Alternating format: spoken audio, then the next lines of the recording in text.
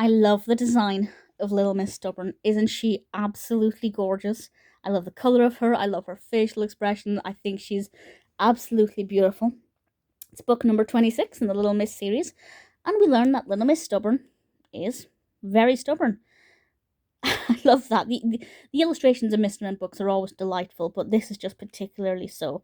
And through her stubbornness, she ends up getting on the wrong bus, ends up going to Coldland, where she was meant to be visiting Mr. Strong. I love that. Isn't that just absolutely beautiful? And all of these other characters are there trying to help her, tell her where she needs to go, and tell her that she's maybe not doing things correctly.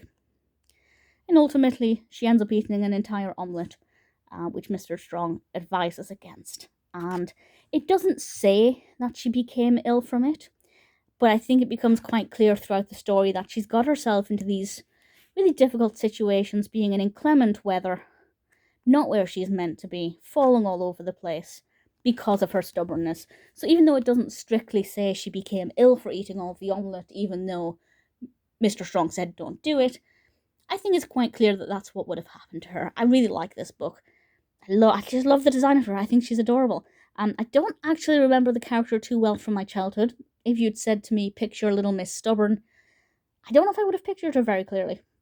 But certainly I enjoyed reading the narrative. Now I think it's quite clear enough. And I think she's still, even though she's stubborn and has a pretty terrible personality in that regard, I actually think she's a really likeable character.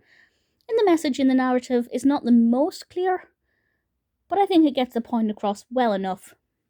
Little Miss Stubborn is a very sweet book.